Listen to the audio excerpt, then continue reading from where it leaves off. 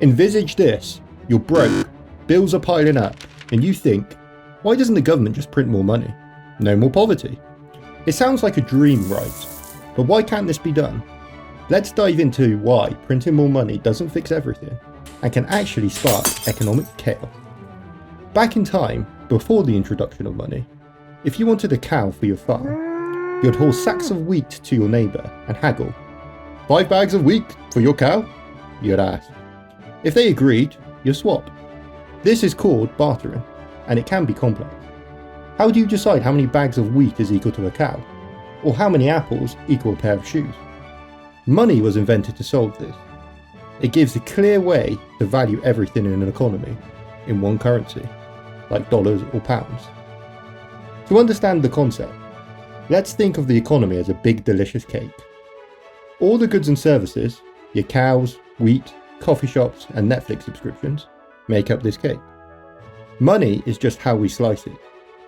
Each slice represents a unit of currency. Now, here's the key. Printing more money is like cutting more slices from that same cake. Does that make the cake bigger? No. It just makes each slice smaller. In other words, doubling the money doesn't mean more stuff gets made. It just means each dollar or pound buys less.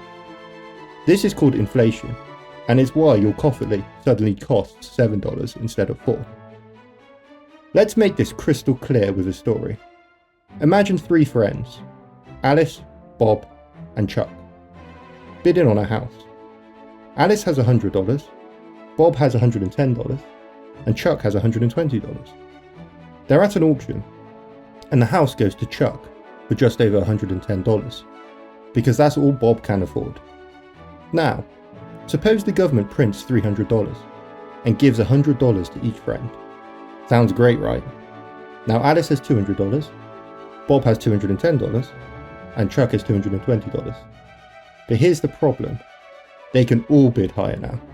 So the house price shoots up to just over $210. Chuck still wins, the house costs way more, and Alice and Bob are still out of luck. All that extra money just made prices climb. It didn't create more houses or solve anyone's problem. Printing more money without producing more goods and services, like more houses, food, or cars, leads to inflation. Prices skyrocket, but your wages might not keep up. Suddenly, your food shop bill doubles, but your paycheck stays the same. In extreme cases, like in Zimbabwe in 2008, the government printed so much money that a loaf of bread cost billions of Zimbabwe dollars. This is called hyperinflation, and it can wipe out savings and make life unaffordable for everyone. So, why doesn't the government just print more money? Because it's not a magic wand. It's more like a wrecking ball. Money only works when it reflects the real value of goods and services in the economy. Printing more cash without growing the economy just shrinks the value of every dollar, making life more expensive without solving problems like poverty. Instead, governments focus on policies that boost production, create jobs, and keeps prices stable. It's not as flashy as printing cash, but it's a real recipe for a healthy economy.